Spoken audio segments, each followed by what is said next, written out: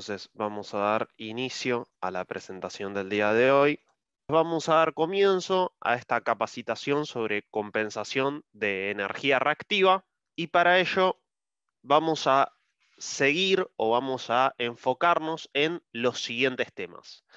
Vamos a trabajar sobre qué son o cuáles hay o qué tipos de efectos hay en las señales eléctricas, qué es el factor de potencia, por qué mejorar el factor de potencia que trae aparejado, qué beneficios trae esta compensación, dónde compensar, cómo compensar, en qué parte de la instalación, cuándo realizar una compensación automática frente a una compensación fija y también vamos a entender o a conocer cómo armar en pequeños pasos un banco de corrección de factor de potencia para finalizar con soluciones de compensación de la empresa Schneider Electric. Bien, entonces, en primera instancia nos vamos a parar en los efectos en las señales eléctricas.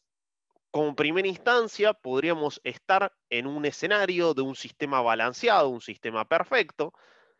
En ese caso, sería lo óptimo, lo ideal, en donde mi instalación estaría funcionando de forma correcta, mi sistema estaría balanceado y se lograría o se obtendría una buena instalación eléctrica en su funcionamiento. Otro caso puede ser debido a cuando yo tenga gran cantidad de cargas reactivas en mi instalación, tenga un desfasaje interesante entre la tensión y la corriente, que es el tema en el que nos vamos a adentrar en breves instantes, y debido a esto, bueno, pueda tener impactos en mi instalación, como veremos. Por otro lado, recuerden también que podemos estar en presencia de armónicos. Hoy en día, con muchas cargas ya no lineales, sino alineales, tenemos una deformación de los parámetros de tensión y de corriente, lo que nos conlleva a efectos nocivos en las instalaciones eléctricas. Otra de las características que podríamos presentar o podríamos visualizar sería un desbalance de fases, un desbalance de cargas. Recuerden que para lograr un balanceo en una instalación es necesario, es recomendable no superar un 20% adicional en una fase que esté desbalanceada. Otra característica que podemos presentar o podemos visualizar es la presencia de sacs o swell, ¿sí? Huecos de tensión o sobretensiones, este tipo de fenómenos transitorios en una duración no menor a 1 minuto. También tenemos lo que se conoce como discontinuidades o valles, en donde nuestra onda de tensión se manifiesta o pasa 2 veces por cero en un microinstante. Esto lleva muchas veces a reseteos o molestias en nuestros equipamientos de control. Por otro lado, podría ser un efecto de una sobretensión transitoria, y acá hay que ponernos a pensar o hay que visualizar lo nocivo que es para todo el equipamiento electrónico que no está pensado para resistir este tipo de sobretensiones de fuerte impulso. Y también podríamos pensar o idealizar un escenario de flicker en donde en una instalación con alto contenido armónico produzca ese malestar en las personas que trabajan en una instalación debido a la que titilan las luces o las luminarias en la misma. Puntualmente hoy nos vamos a parar en el escenario de factor de potencia, vamos a pensar cuándo hablamos de coseno phi, cuándo hablamos de factor de potencia, vamos a definir bien esa diferencia antes de adentrarnos más en los demás capítulos, pero vamos a arrancar por este ítem. En primera instancia me gustaría decir que cuando uno piensa en factor de potencia, en coseno phi, piensa en cargas que generan energía reactiva. Este tipo de cargas en su mayoría son motores o transformadores. Recordemos que son todas cargas que tienen una corriente inductiva, resistivo-inductiva bastante interesante. El transformador, si uno piensa en su componente de corriente de vacío, es prácticamente inductiva. Recordemos también que la corriente de un transformador es un 5% de la corriente nominal. Pero a lo que hay que tener en cuenta o lo que hay que pensar es que cuando uno posee un determinado número de cargas o cargas de este estilo, ya está en consideraciones de empezar a tomar medidas pertinentes para la compensación de la energía reactiva en la instalación. Algo interesante es conocer medianamente cuáles son los cosenos phi de cada una de las cargas. En el caso de que el fabricante, que muchas veces trae en su chapa característica de su equipo la información, no lo traiga, bueno, es importante por lo menos poder estimarla al momento de realizar o hacer un estudio de compensación de forma correcta. En ese caso, fíjense, uno podría contemplar que un motor asincrónico, que es tal vez la máquina trifásica más convencional en instalaciones para distintos tipos de movimientos o distintos tipos de acciones, varía su coseno phi de estar de vacío a plena carga. Fíjense que cuando está en vacío un motor, la corriente es muy inductiva, ¿sí? Fuertemente inductiva, mientras que cuando está a pleno carga, el coseno phi llega a un valor de un orden de 0,85, que si bien es bajo, no es, el escenario, no es el escenario en vacío. Otro tipo de cargas, fíjense que uno a veces está en una instalación de hornos o algunas otras características. Fíjense qué características de coseno phi tienen este tipo de cargas. Por ejemplo, los hornos a arcos 0,8, transformadores o rectificadores entre 0,7 y 0,9, eh, lámparas fluorescentes 0,5, bueno, distintos tipos de maquinarias, de cargas que habitúan y están en las instalaciones con sus cosenos correspondientes. Fíjense que muchas veces en vacío no trabaja un motor, uno no lo pone en ese modelo o en ese modo de funcionamiento, pero sí tal vez trabaje a la mitad de la carga.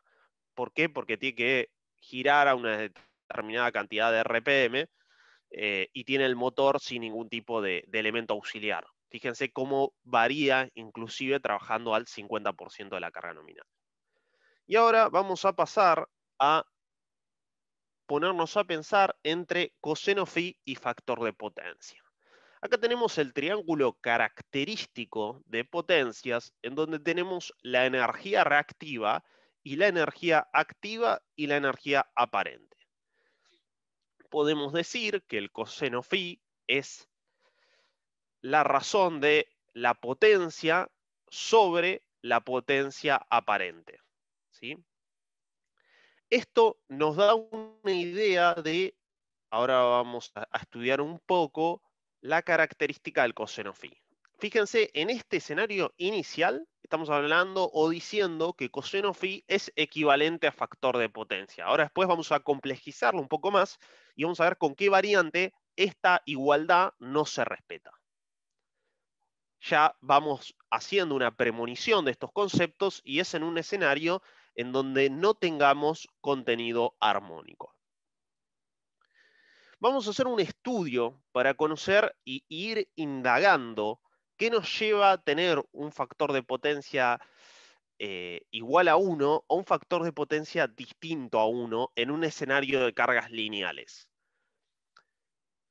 Recuerden que la potencia es el escenario de la tensión por la corriente, entonces si yo hiciera punto a punto en el gráfico que tengo acá en pantalla, yo podría sacar punto a punto cuál es el consumo de potencia.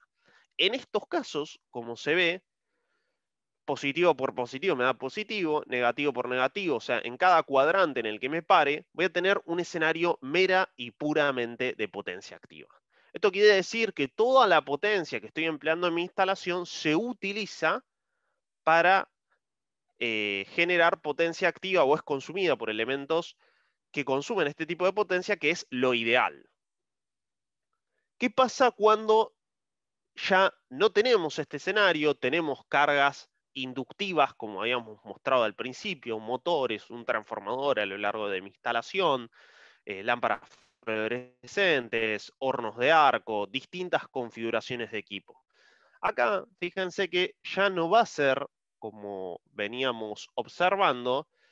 Tenemos un retraso de la corriente respecto de la tensión. Recuerden que este es el escenario clásico de un escenario inductivo. Cuando la corriente adelanta la tensión es un escenario capacitivo.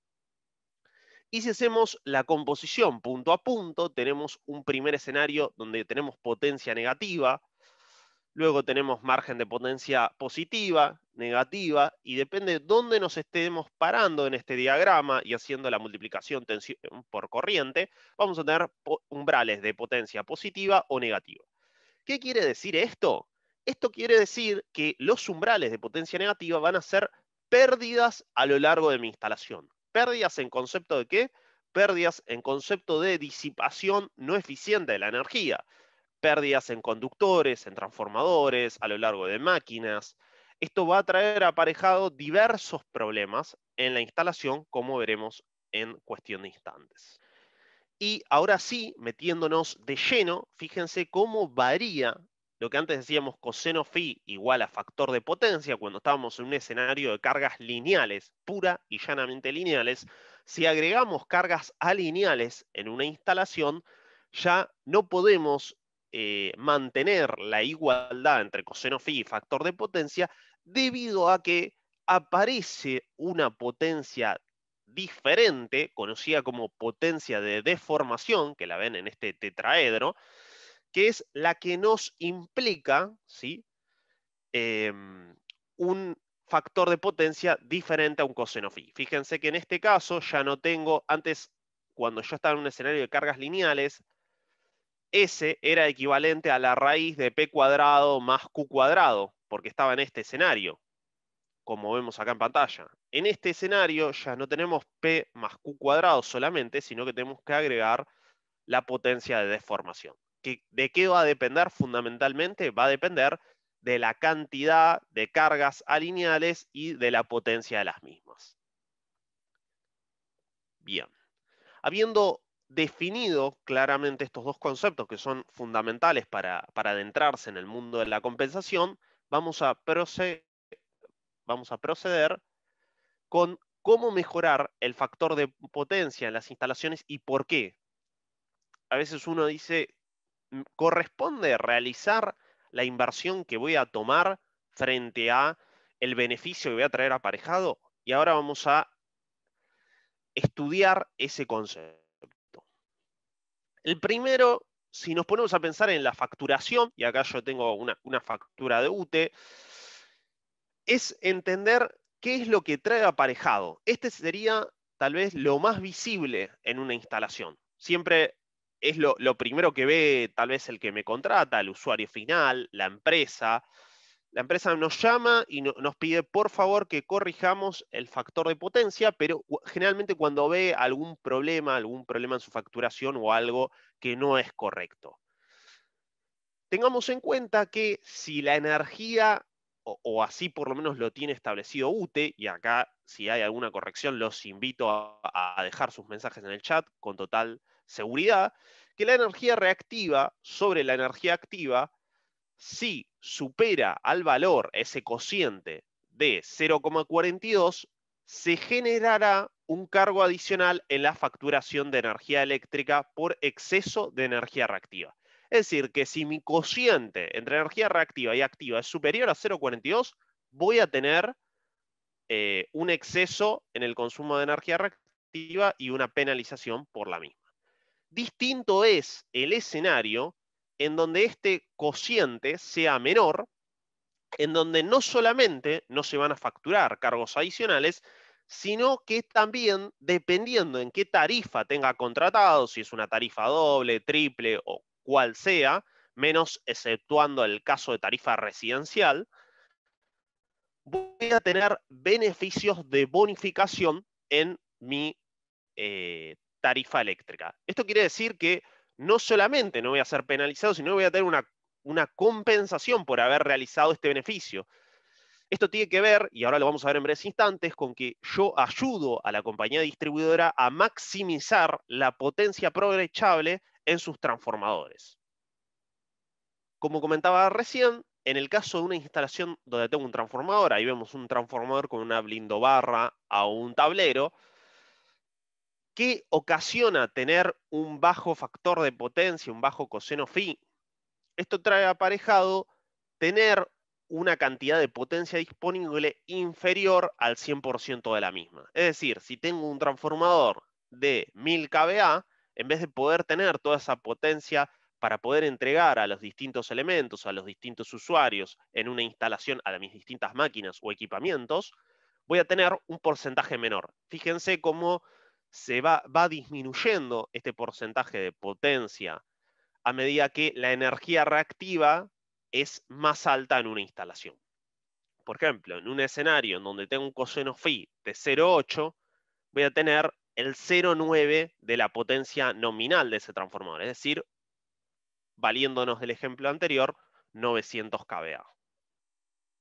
Por otro lado, tenemos lo que son las pérdidas por efecto Joule. En ese caso es importante denotar y considerar que las pérdidas por efecto Joule son mucho más altas, como veíamos antes, cuando hay energía reactiva en las instalaciones. Era el ejemplo que veíamos que haciendo la composición de la curva de potencia punto a punto nos daban esos umbrales de potencia negativa. Fíjense, uno podría visualizar en cuánto es el ahorro gracias a la compensación, o sea, cuánto reduzco la cantidad de pérdidas en disipación de energía gracias a que estoy instalando un banco de compensación considerando esta ecuación inicial, en donde yo tengo las pérdidas finales, que es el valor que voy a obtener, frente a las pérdidas iniciales que tenía en mi instalación, teniendo en consideración un coseno phi inicial de la instalación pertinente y un coseno final propuesto o establecido. Acá, por ejemplo, tenemos algunos factores que uno debería considerar en el aumento de la sección de los conductores de tener un coseno phi bajo, ¿sí? Es por eso también que esto nos va a obligar a tener que redimensionar las instalaciones. Y lo vamos a ver porque todo está unificado. Recién hablábamos de las pérdidas, hablábamos de los efectos que trae aparejado y hablamos también de redimensionamiento de cable, lo que nos lleva o nos conlleva a hablar de caída de tensión. Cuando tenemos un coseno phi bajo en una instalación, tenemos una mayor caída de tensión y para poder compensar esa caída, la solución o nos obligaría a aumentar la sección de los conductores. Como ven, todo está, digamos, interrelacionado y un efecto que es el tener un alto contenido de energía reactiva en mi instalación trae aparejado distintos efectos. Estos que estamos hablando tal vez no son tan visuales como un efecto en la tarifa, pero están latentes en las instalaciones. Vamos a pensar ahora o visualizar dónde compensar y cuáles serían los focos. Podemos realizar una compensación de tipo centralizado si nos paramos, por ejemplo, en el tablero general de baja tensión de una instalación o en el tablero principal. ¿Qué ventajas trae una compensación centralizada? En primer lugar, nos permite eliminar las penalidades por consumo de energía reactiva.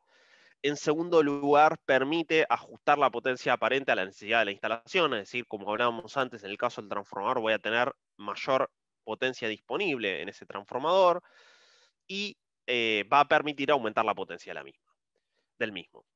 ¿Qué consideraciones hay que tener en cuenta que no son tan, pero tan perfectas? Primero, si uno hace o se pone a pensar qué pasan los umbrales inferiores desde donde está mi motor, tal vez en un tablero seccional o en un CCM, ¿sí? En un centro de comando de motores, hasta mi tablero principal, todo ese trayecto está cargado de energía reactiva. Es decir, que tengo energía reactiva circulando por ese conductor, no la estoy eliminando de la fuente, lo que nos conlleva a tener una consideración de pérdidas sensibles en esa parte de la instalación. Si ahora pensamos en una compensación, pero del tipo grupal, lo que vamos a considerar es que haría la compensación directamente en el CCM. Entonces, tengo una cierta cantidad de motores que tal vez trabajan en una determinada forma bastante homogénea, es decir, tengo 5 motores que los mismos trabajan en un periodo de 16 horas de forma continua y después por 8 horas frenan y vuelven a retomar la actividad concluido el periodo y así sucesivamente, tal vez me convenga, entendiendo que las cargas tal vez son inclusive valores de potencias similares y que trabajan en un periodo similar, hacer una compensación in situ en el CCM. En ese caso, no solamente voy a traer el beneficio de la eliminación de penalidades por consumo reactivo, sino que también voy a tener una compensación no solamente en el umbral 1, sino en el umbral 1 y 2. Lo que estoy logrando de esta forma es reducir o acotar la circulación de energía reactiva y por ende las pérdidas en conductores y en máquinas hasta el trayecto de compensación. Digamos que nos estamos acercando a un mejor escenario. Y por último, podríamos pensar en una compensación directamente individual, in situ en la máquina, en donde considerando una máquina de un elevado valor de potencia, voy a realizar la compensación en bornes de la misma. Este sería el escenario ideal, si se quiere, pero no el que siempre debe ser usado. Eso hay que entenderlo. ¿Por qué? Bueno, porque estoy eliminando la circulación de energía reactiva, solamente la estoy eliminando ni bien sale de la máquina, con lo cual no interfiere en ninguna parte de mi instalación y de esta forma también elimino las penalidades y logro la optimización completa de toda mi instalación. ¿Cuál es el modelo que uno debería pensar? Bueno, uno debería pensar que si tiene máquinas considerables, máquinas que hay una tabla para poder conocer medianamente a cuál le realizo compensación fija o cuál lo amerita frente a cuál no. El orden más o menos es superior a los 15 kilowatts. Es importante entender que no siempre conviene realizar una compensación individual porque tal vez ese motor trabaja solamente un periodo de tiempo, entonces hay que estudiar también no solamente desde el punto de vista de dónde o cuándo o el cómo, sino también la modalidad en que funciona esa máquina y lo ideal es trabajar con un híbrido de las 3 soluciones propuestas, es decir, tener una compensación centralizada con un regulador automático, como vamos a ver ahora en breve, utilizar una compensación individual en aquella carga, tal vez tengo un motor de 50 kilowatts que funciona de forma constante en la instalación, y adicionalmente tal vez tengo un CCM de 5 motores que funcionan en un periodo de tiempo equivalente y son de una potencia similar. Entonces, lo ideal, si estoy en una etapa de diseño, es jugar al híbrido. Si estoy en una etapa en donde el cliente me llama, a veces puedo detectar la carga principal del consumo nocivo de energía reactiva y hacer una compensación in situ y una compensación centralizada o solamente hacer mediciones en el tablero y hacer la compensación en el TGBT. Ahora nos vamos a parar en la compensación automática. Para ello, lo que nos vamos a valer es de un tablero, de un banco de compensación de factor de potencia que va a tener un relevo arimétrico, del cual vamos a hablar en breves instantes, va a tener contactores junto a los capacitores que van a ir poniéndose en funcionamiento según el umbral de compensación que se demande, una protección por cada uno de los pasos y una protección principal del banco. Fíjense, lo que va a hacer nuestro relevo arimétrico va a ajustar la entrada o salida de los capacitores en función de un delta de un 10% del valor objetivo. Acá tenemos un poco cómo sería el esquema, tal vez más completo o parcial, en donde tenemos el interruptor principal de nuestro banco, tenemos el transformador de intensidad del relevo arimétrico, el relevo arimétrico conectado a cada uno de los contactores que van a comandar los distintos capacitores conectados en triángulo, una protección única para cada uno de los pasos, pudiendo ser un fusible o un interruptor, ¿no? Ahora vamos a ver un ejemplo de cómo calcular o ir calculando cada uno de los elementos del banco de compensación. Entonces, en primera instancia, ¿qué debería hacer? El primer paso para poder seleccionar de forma correcta la protección adecuada a cada uno de los pasos es realizar la división de la potencia reactiva por raíz de 3 por el nivel de tensión nominal. Esto nos va a dar un valor de corriente nominal capacitiva. Ese valor lo multiplico por un factor de 1,4. Recuerden que todo este tipo de cargas, y vamos a ver cuáles son las características propias en un contactor que traen aparejado para mitigar este efecto, son tipos de corrientes que tienen un valor de inserción o una corriente de arranque elevada. Es por eso que para lograr una protección adecuada debería multiplicar el factor antes expuesto por 1,4 veces. Luego debo pensar en curvas D cuando utilizo interruptores en lugar de fusibles. Recuerden que el interruptor permite la reposición de servicio en el caso de una actuación o que un capacitor haya presentado una falla. En ese caso, recuerden que la curva D dispara entre 10 y 14 veces la corriente nominal, y una vez obtenido esa corriente nominal de interruptor termomagnético 1,4 veces por la corriente nominal del capacitor, resta ir al catálogo, seleccionar el dispositivo en cuestión en el tipo de curva D. Adicionalmente, si yo quiero hacer un mantenimiento preventivo y quiero cortar la instalación o quiero hacer una reparación o quiero tener una llave, un interruptor de corte principal para ese banco, debería utilizar o emplear un interruptor con regulación que nos permita una selectividad entre cada una de las protecciones por paso y el interruptor de cabecera. ¿Cómo voy a lograrlo? Utilizando un interruptor en caja moldeada con regulación, y la corriente para poder dimensionar el mismo va a ser equivalente a la sumatoria de las corrientes de cada uno de los interruptores termomagnéticos de los pasos.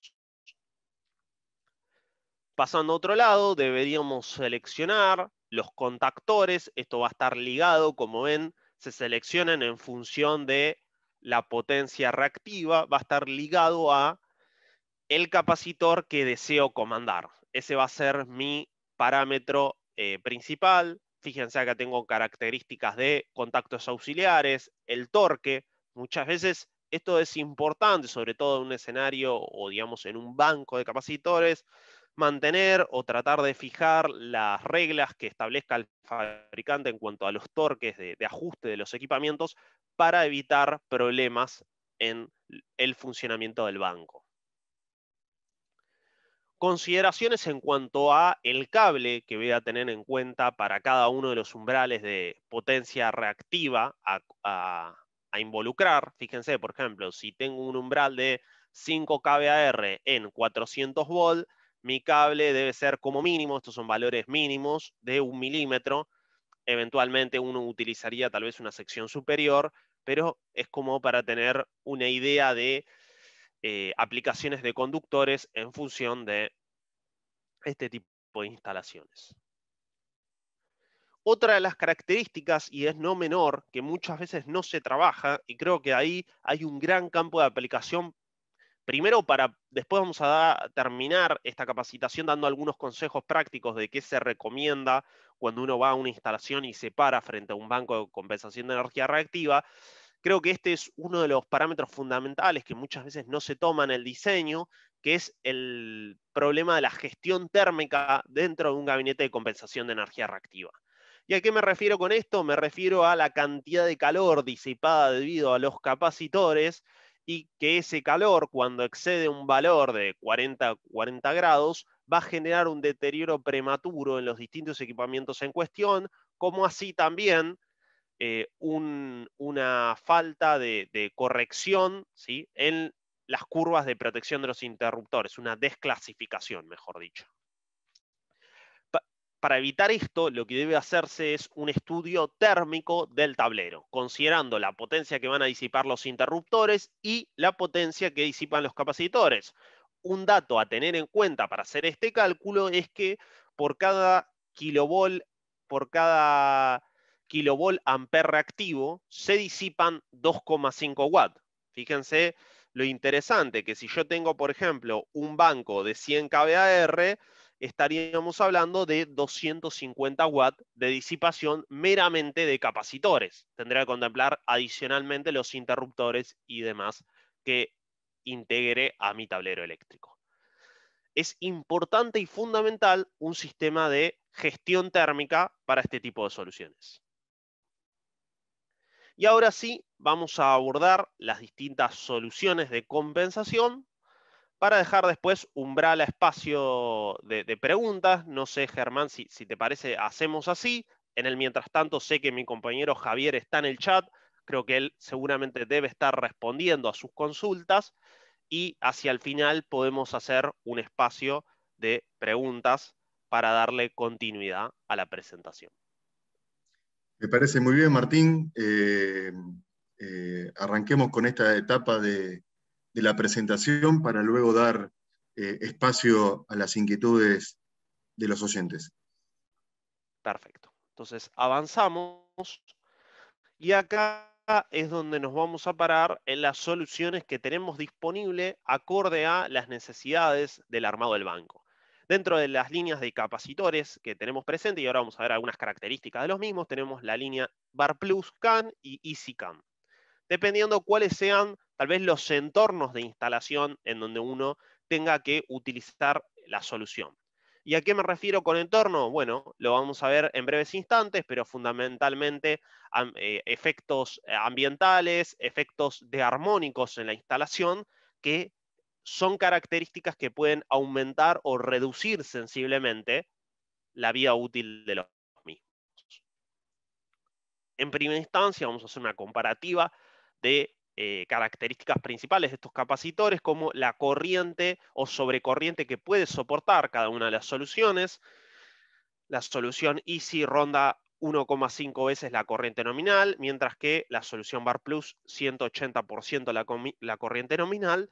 La expectativa de vida útil es un poco más alta en la solución Bar Plus, de la misma forma la cantidad de operaciones en un año.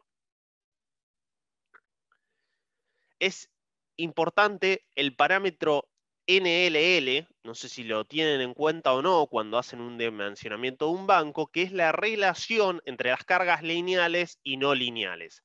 Este es un parámetro clave porque no todos los capacitores están habilitados o pueden trabajar con un idéntico valor de relación de cargas lineales versus no lineales. Fíjense, también tenemos la característica de temperatura de trabajo, pueden soportar hasta 55 grados la solución EasyCAN y hasta un 95% de humedad relativa. En el caso de la solución Bar Plus, fíjense que tenemos un capacitor más resistente a cargas alineales. Si yo tengo una corriente más armónica en la instalación, puede soportar hasta un 20% del factor NL antes mencionado. Y ahora vamos a barrer algunas características principales cuando uno piensa en los dispositivos, en los capacitores, qué características deben traer estos equipos para aumentar o mejorar su performance de funcionamiento. La primera son resistencias de descarga. Esta característica es clave para poder disipar la energía que queda remanente en el capacitor posterior a la desconexión. Es necesario disipar esa tensión que queda almacenada, esa energía que queda almacenada, para evitar cualquier daño en el operador al momento de realizar un mantenimiento o una acción preventiva. Fíjense, acá tenemos la curva de cómo la misma se reduce a razón de 50 volt en un periodo de 60 segundos. Por otro lado, y caso no menor, el tema de la autocicatrización en los dieléctricos de tipo sólido. Recuerden que los capacitores están compuestos por láminas de polipropileno recubiertas por láminas de aluminio.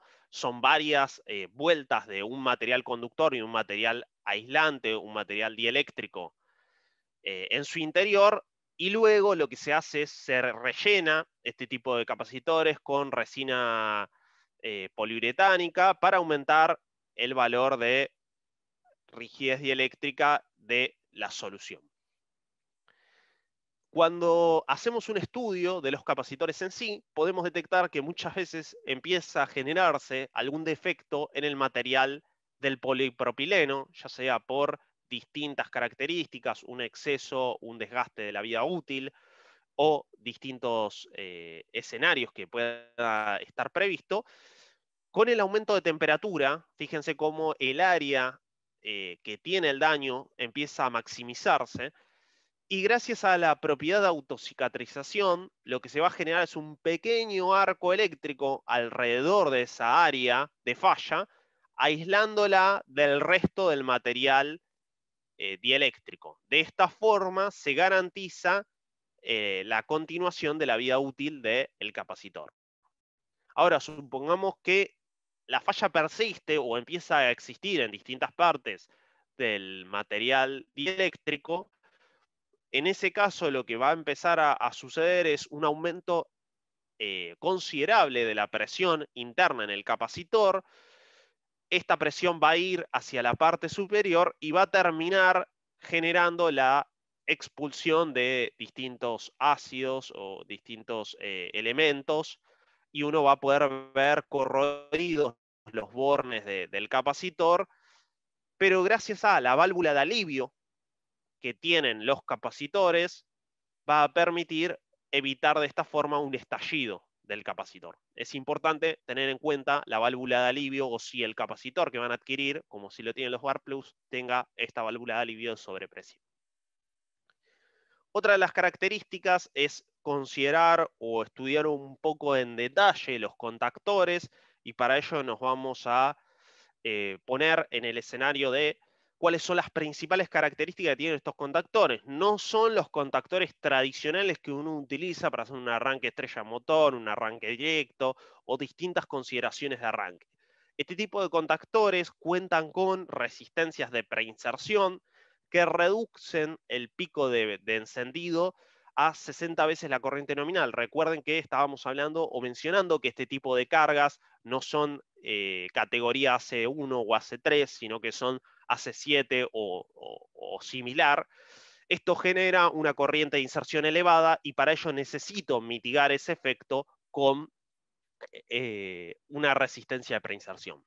Importante también el uso de contactos adelantados que permiten que el contactor siempre entre antes para mitigar ese efecto y no que pase directo a la instalación. Acá tenemos un pequeño esquemático en donde vemos cómo la corriente que circula de mi carga reactiva al momento de poner en marcha el capacitor, en una primera instancia va a pasar, gracias a los contactos adelantados, a través de mi resistencia de preinserción, para luego, una vez ya puesto en funcionamiento mi capacitor, sí seguir el trayecto convencional del circuito. Es solamente una consideración que se toma en el momento del arranque.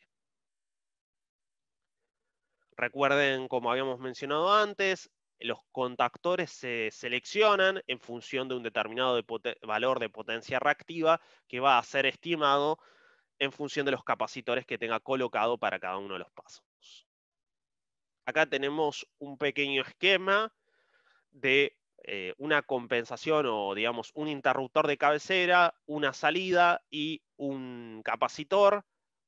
Siguiendo los pasos que antes mencionamos, ustedes podrían hacer digamos, el estudio completo del banco, partiendo de el capacitor, calculando la corriente capacitiva, seleccionando el contactor pertinente a ese capacitor, seleccionando el interruptor o la protección individual, posteriormente pasando por la protección principal de ese banco y eventualmente seleccionando el relé barimétrico si es una compensación automática. Vamos a hablar algunos detalles del relé barimétrico. Dentro de la serie de relé hay dos gamas, la gama NR y la gama BL. Los relé barimétrico, algo importante a considerar es la secuencia. No alcanzó el tiempo para profundizar en esto, pero tiene en cuenta si yo voy a tener una secuencia, un escalonamiento también se llama, del tipo unitario completo, unitario y luego 2 veces el paso inicial. Bueno, hay distintas modalidades, distintas temáticas, lo pueden encontrar en la hoja característica del equipamiento.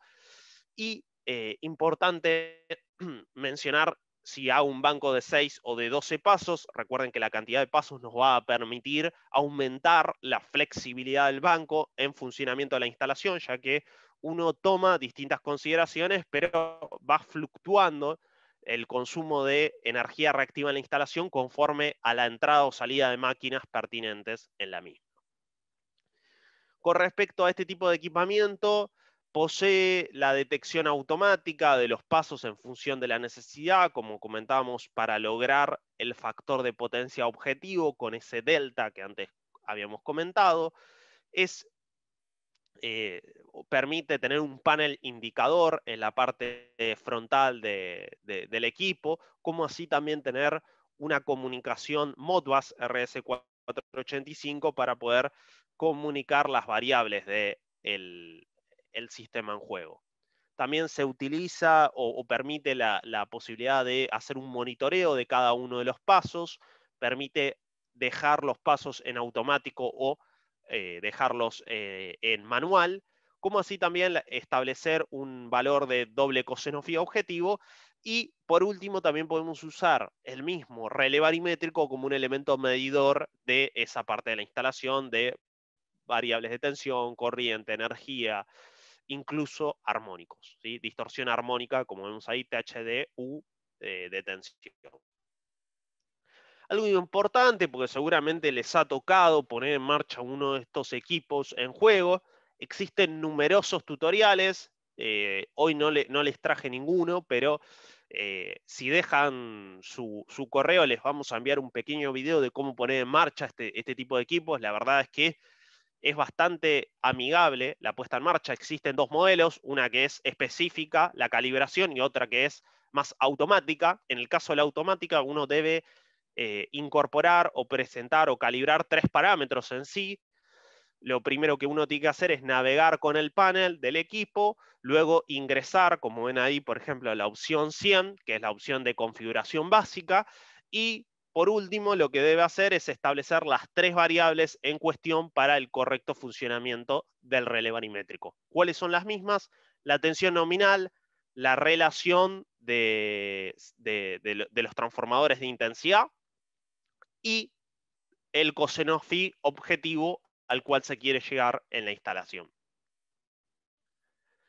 Y ahora sí, para no extenderme y cumplir con los plazos acordados, vamos a finalizar con esta presentación dando algunos consejos del mantenimiento y cuándo o cómo debería realizarse. Lo ideal es realizarlo una vez por mes o al menos una vez al año. ¿Qué es lo que debería verificar cuando estoy frente a un banco, cuando estoy inspeccionando un banco de corrección de factor de potencia? Debería ser una verificación visual de cada uno de los componentes, retorquear cada uno de los equipos, considerar los torques que mencionan los fabricantes que son necesarios para el correcto funcionamiento de los equipos, usar un torquímetro y ajustarlo a los valores deseados. Por otro lado, debería considerar o estudiar si cada uno de los capacitores está entregando el valor de corriente que debería entregar. Y para eso lo que vamos a hacer es vamos a valernos de alguna pinza amperométrica o algún equipamiento de campo, y vamos a ir chequeando incluso si el relé barimétrico muestra el valor de corriente en función de lo que estamos midiendo en campo. Entonces voy a ir verificando capacitor a capacitor, paso a paso. Por otro lado, también deberíamos comprobar el funcionamiento de cada uno de los contactores manualmente, en este caso desactivando la función de automático del relé y comprobando el funcionamiento correcto de los contactores para el paso de los distintos capacitores. Visualizar si hay algún tipo de corrosión en pernos, tuercas, puede ser en un capacitor que haya llegado al final de su vida útil y haya tenido una sobrepresión, caso anterior, y si hay algún tipo de quemadura o chispa, también para anticiparnos y realizar la medida de corrección pertinente. Bueno, con esto concluimos la presentación del día de hoy de compensación de energía reactiva. El señor Miguel Luna nos consulta, dice, para el cálculo del banco de corrección de factor de potencia reactiva, si la potencia reactiva es la total, dice D más N, o solo la N o la D. Si querés abrir el micrófono, te escuchamos, Miguel. ¿Cómo estás? Buen día. La pregunta era que justamente para el cálculo, como indicaban, que obviamente cuando existen armónicos, la potencia reactiva se separa en dos, en la N más la D. Para el cálculo se debe realizar con la sumatoria, obviamente, al cuadrado de las dos potencias reactivas, o solamente con la D o con la N. No sé si es que me hago entender.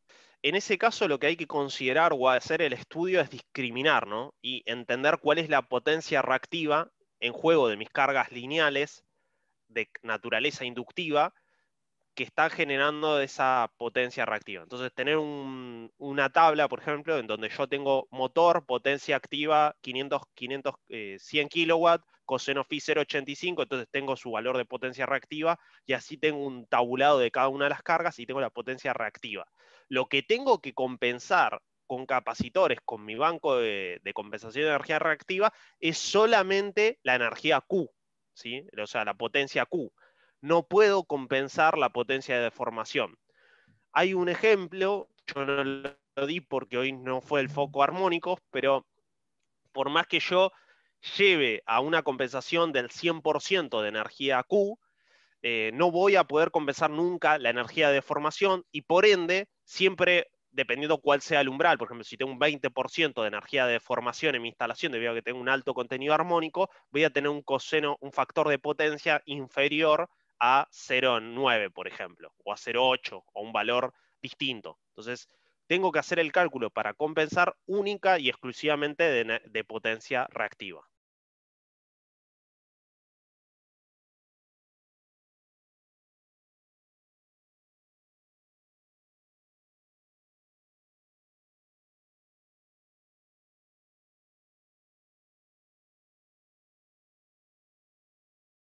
Si no, pasamos a una segunda consulta que nos dejó, sí, por favor, gracias, que nos dejó Mauro.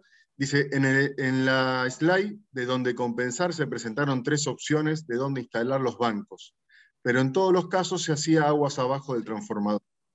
En el caso de un cliente que consume media tensión, con curva de demanda bastante variable, que sí que precisa compensación automática, ¿tiene sentido la compensación en media o es mejor en baja para evitar complejas instalaciones de celdas de media tensión que tienen cantidad de maniobras limitadas por la vida útil? Es buena la consulta. En el caso de media tensión, se puede realizar una compensación en media de los capacitores.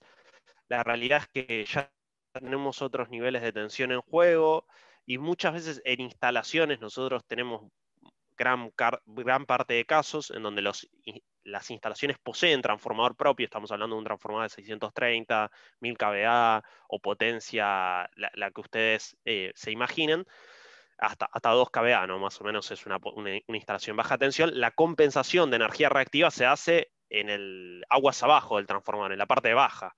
Y es cierto esto de los escenarios. Muchas veces en esos casos, cuando hay una instalación de estas características y tiene unos flujos tan variables de potencia, se mitiga o se hace el cálculo teniendo en cuenta muchas veces el medidor que tenga instalado la instalación, conociendo un poco la curva, esa curva de demanda que fluctúa como recién comentaba.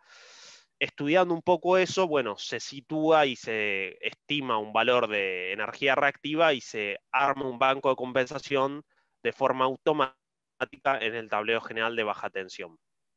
En el caso más de media y demás, se realiza, pero es más para la parte de distribución de las compañías distribuidoras y demás. En los usuarios no es tan clásico compensar en media tensión, ¿sí?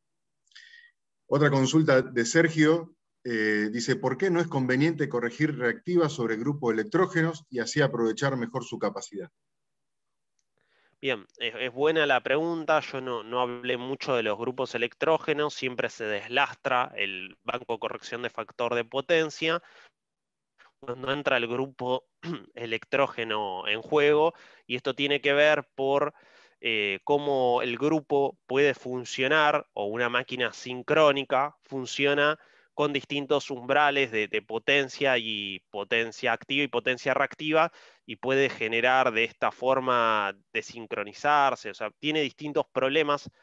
Puede tomar más energía cuando uno compensa, puede tener manifestar la máquina puede irse a una parte de sobreexcitación, o sea, tiene distintos umbrales, hay que estudiar el funcionamiento de la máquina por eso, y para evitar que tenga un excesivo consumo de potencia reactiva capacitiva y generar ese umbral negativo, ¿sí? Porque hay que estudiar el funcionamiento de la máquina, no es una instancia deseada, se deslastra el banco y se utiliza sin esta característica.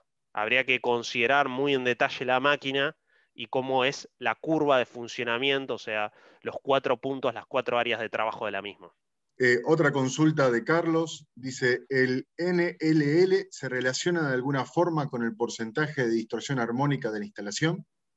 Sí, o sea, si uno tiene la tasa, el THDU o el TDD de la instalación o el THDI, bueno, el NLL es si yo tengo, por ejemplo, una planilla de cargas y digo, acá tengo un variador de tal potencia, o sea, de 100 kilowatts, acá tengo un motor que es un arranque directo de 25 y demás. Bueno, yo podría estimar ese NLL en función de las cargas lineales versus las alineales, pero si yo tengo directamente un TDD o un THDI, bueno, tengo información sólida también para entender si debo realizar una compensación no solo de energía reactiva, sino también de esa potencia de formación, como comentábamos antes, para evitar justamente un desgaste excesivo o un mal funcionamiento de los elementos capacitores. Otra consulta de Miguel dice, ¿cuáles son los parámetros que se deben considerar para que los capacitores no entren en resonancia? Es buena y está alineada también con esto que estamos hablando de la frecuencia, de los armónicos, de la frecuencia de resonancia. A veces yo lo salteé en la presentación, pero se pueden utilizar impedancias para evitar, o filtros pasivos propiamente en cada uno de los pasos, para evitar justamente que el capacitor entre en esa frecuencia resonante. Existe un informe técnico para poder hacer la consideración. Lo invitamos a esta persona, no solamente a nosotros, a ponernos en contacto con él y ayudarlos incluso al dimensionamiento de estos filtros pasivos, sino a enviarle el material para que tenga la información y pueda atacar o analizar ese caso de estudio con una instalación con un alto contenido armónico o donde la frecuencia resonante puede generar un problema en la instalación. Otra consulta dice, ¿existe una regla para elegir el tamaño en cabear de cada paso hasta completar el total del banco?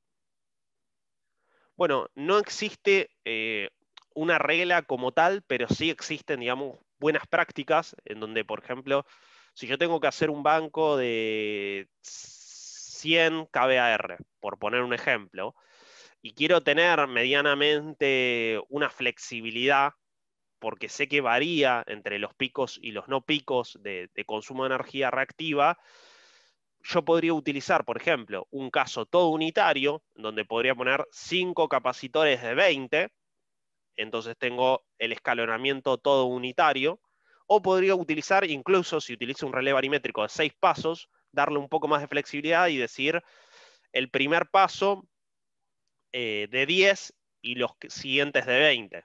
Voy a tener un banco en ese caso de 110, pero en algunos momentos tal vez tengo 90 y no es necesario que entre el de 20, entonces tengo un poco más de flexibilidad.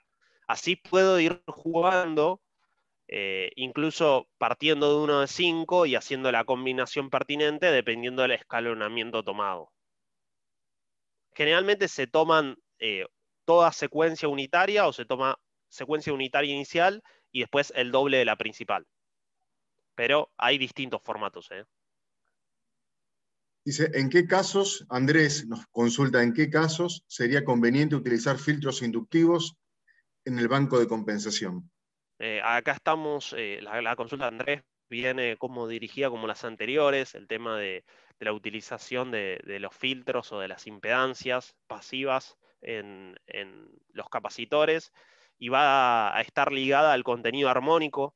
Ahí ya uno tiene que considerar, por eso yo lo mencioné muy por arriba, había un slide todavía un poco más definitorio de cuando uno plantearse en un escenario, por ejemplo, de una solución superadora en cuanto al consumo de armónicos, ya directamente utilizar capacitores con impedancias o ya inclusive compensar la energía, la corriente armónica, porque ya es muy alta.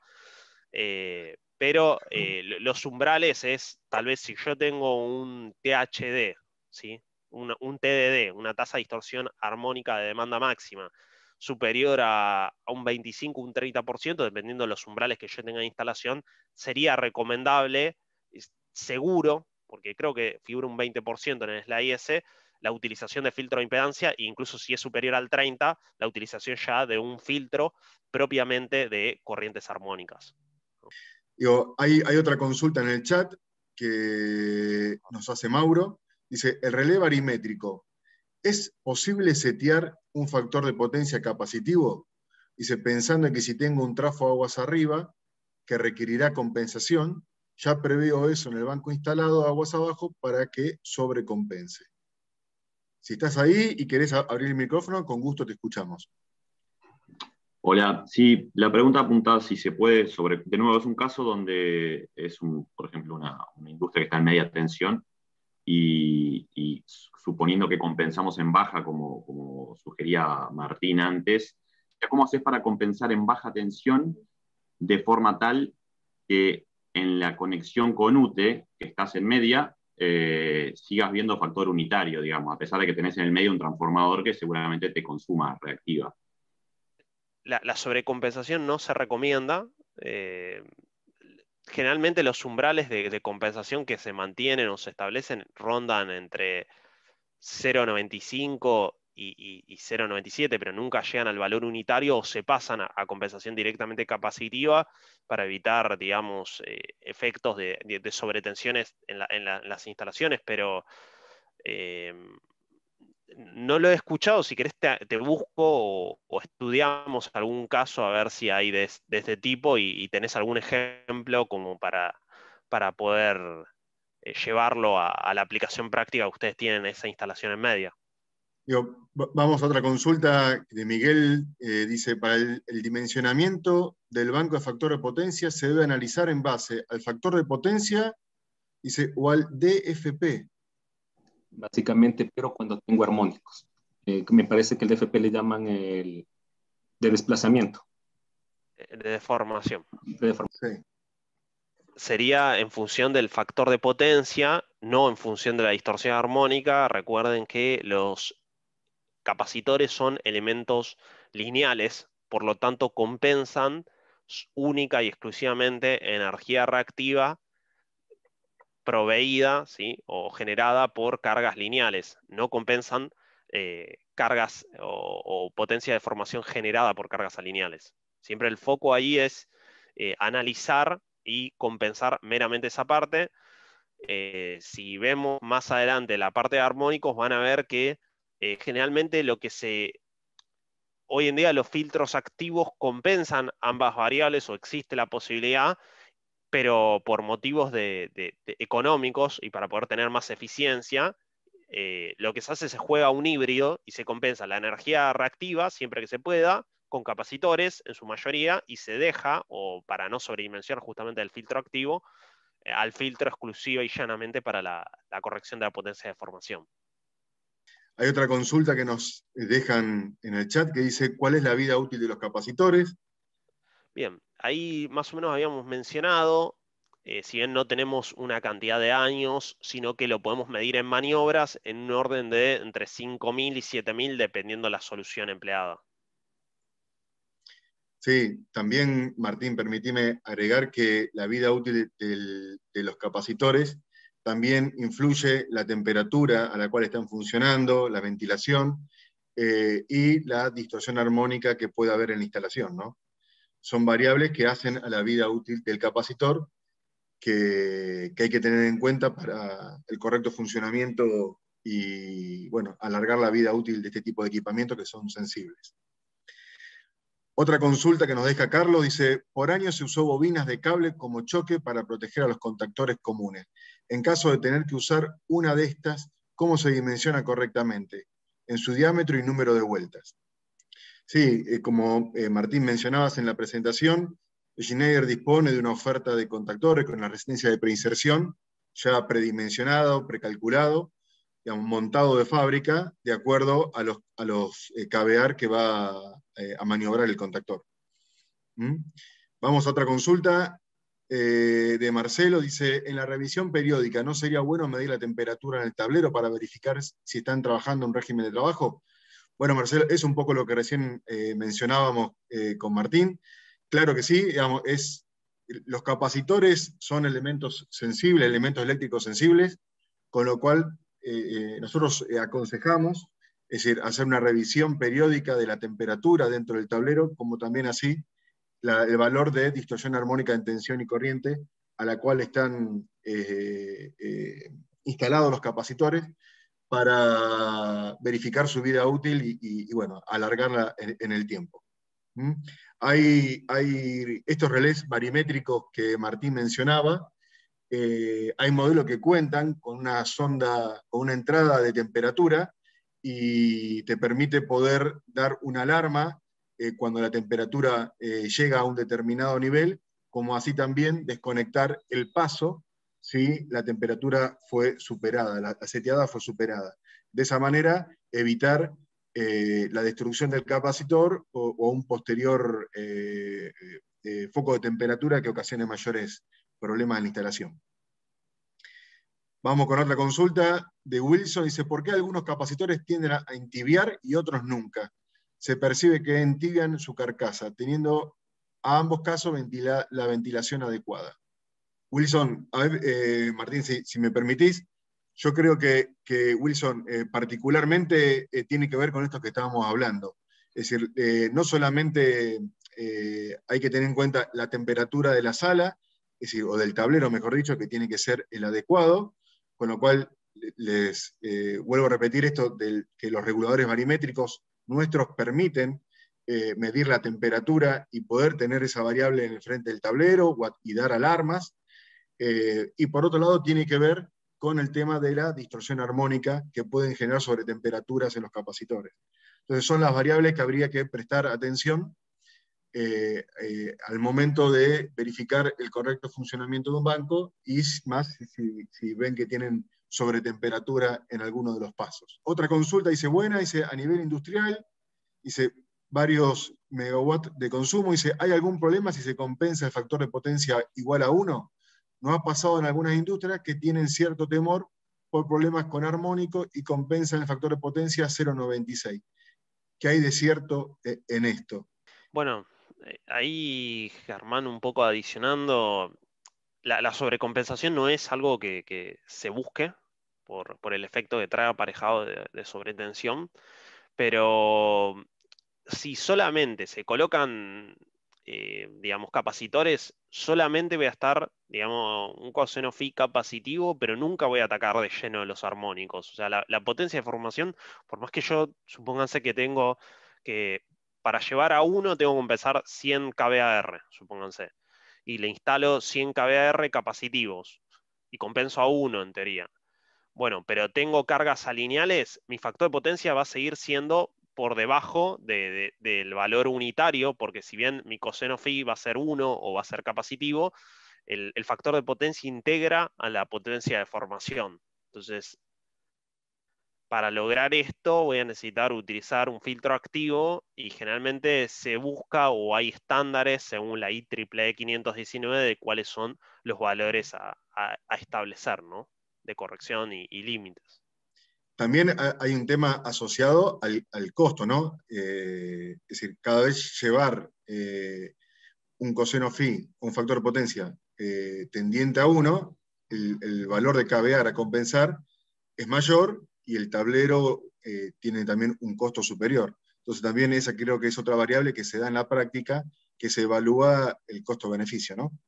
Entre un coseno phi 0,96, 0,97, o llevarlo casi tendiendo a 1, donde quizás la cantidad de cavear que hay que adicionar es mayor y encarece el tablero. Digo, otra consulta dice, les cuento que gracias a realizar demografías predictivas encontré 2 casos en condensadores de reactiva. Uno grave que iba a causar un incendio inminente, habían puesto el condensador acostado en el ducto ranurado dentro del tablero y estaba liberando ácido recalentado, la resistencia de descarga. Y si lo desean les cuento más sobre estos 2 casos por audio, pues creo que es un buen aporte. Esto lo dice Víctor. Bueno, Víctor, si nos querés compartir tu experiencia, con todo gusto. En el slide está la dirección de correo de Martín y la mía. Si nos querés contactar vía ese medio o por teléfono, estamos disponibles. Muchas gracias. Otra consulta dice, buen día, en caso de contar con una instalación rooftop, dice aire acondicionado central, dice en un edificio, funcionando prácticamente todo el día, ¿qué diferencia sustancial hay entre una compensación grupal o una centralizada? Bien, suponete que Hernán, que vos te dedicaste a instalar solamente el grupo, este grupo central, y tenés el dato de potencia y demás, y sabés que eh, generalmente igual hoy en día los grupos de aire acondicionado de ese tipo o tienen algún tipo de manejo, digamos, con un inverter o digamos con un variador o con algún tipo de, pero supongamos que es un arranque directo y tenés todos los datos, lo ideal sería directamente que hagas la compensación vos ahí, porque ya la instalación debe tener su compensación centralizada. eh, Incluso si la tiene, tal vez podrías evaluar si con la compensación que tiene centralizada ya se ajusta a la nueva carga que va a estar funcionando. Pero si es prácticamente constante, in situ vos le podrías brindar, tal como le brindás el tablero de alimentación a esa carga, ya el capacitor o la batería de compensación fija para mitigar la energía reactiva que produce, ¿no? Correcto, Martín. Dice, al existir bancos de compensación, muchas veces al acoplar un grupo electrógeno portátil, es necesario desconectarlos porque estos no dejan entrar al grupo. ¿Existe algún tipo de apertura automática que permita el acople? O sea, sí, generalmente lo que se usan son, por ejemplo, uno podría que en el caso de que el grupo entre a red, le agregamos una bobina de mínimas. Pongo el ejemplo más básico, ¿no? Podemos irlo cambiando o modificando y complejizando, ¿no? Pero una bobina de apertura al interruptor principal de banco y que cuando grupo entre, bobina dispare. Podría ser también comandos motorizados, entonces uno podría hacerlo con un PLC, el automatismo, sumar a la transferencia, ya que tiene el automatismo entre red y grupo, sumar también deslastre de banco de capacitores, ¿no? Hay distintos automatismos que uno podría generar para lograr el deslastre efectivo del banco. ¿Qué otra cosa tenemos? Acá dice Luis, dice, una fábrica de plástico en 220 voltios tiene un transformador de 200 kVA en 400 a 230. Dice, ¿es recomendable corregir a la entrada del transformador? Directamente en la parte baja, sí, es recomendable compensar directamente en la parte baja. Generalmente se acopla directamente el tablero de compensación, la columna de compensación, aguas abajo del interruptor principal para ya tener la compensación por lo menos mitigada del transformador, ¿no? Si estás interesado, Luis, podemos ver, ya que tenés los datos del trafo, yo no me explayé, pero hay ecuaciones que hay que considerar, algunas consideraciones en cuanto a la corriente de vacío del transformador y demás, para poder determinar cuál es la potencia a compensar. Si te parece, y te inscribiste, yo después te mando un correo y nos reunimos para ver un poco más en detalle el caso. Wilson nos dejó otra consulta, dice, hablando de armónico, dice, he visto que en muchas instalaciones, y aún las nuevas, se sigue colocando el conductor neutro de menor sección que los de fase. Esto implicaría, ¿qué implicancia tendría en la reactiva? Bueno, en la reactiva no sería un problema tan severo. Sí, en la parte de armónicos, donde recuerden que los terceros armónicos tienden a retornar por el conductor de neutro, y si tenemos un alto contenido de armónicos, va a generar probablemente una sobrecarga de ese conductor, y si no hay una protección pertinente, que por calentamiento lleve a un incendio, ¿no? Pero en el caso de energía reactiva, propiamente, si uno subdimensiona el conductor de neutro, no va a ser un fenómeno dañino para la instalación. Sí, sí hay armónicos. Correcto. De tercer orden. Dice, Matías dice, pregunto, dice, ¿esa deformación por armónico en el factor de potencia la estaríamos compensando si los KVAR que usamos para corregir son en base a la lectura del medidor de reactiva de UTE? No, no, porque estás considerando solamente energía reactiva. Para poder lograr la compensación, UTE, cuando vos ves la facturación, te va a decir, bueno, consumo de potencia activa, consumo de potencia reactiva. Eventualmente, si estás en un tarifa triple, tendrás la discriminación por franja horaria, pero no vas a tener la discriminación de potencia de formación. Para eso vas a tener que instalar vos, o vas a tener que ir con un medidor de campo o un medidor instalado que te permita la medición de TDD, para, en función de eso y en función de la corriente máxima que haya en la instalación, calcular de cuánto va a tener que ser la compensación de la potencia de formación. Para ir cerrando, en el slide que están visualizando figuran los datos de contacto de Martín Arias, mi compañero, y de quien les habla, Germán Maraval. Cualquier inquietud, cualquier consulta, se pueden contactar con nosotros, que con gusto atenderemos las inquietudes.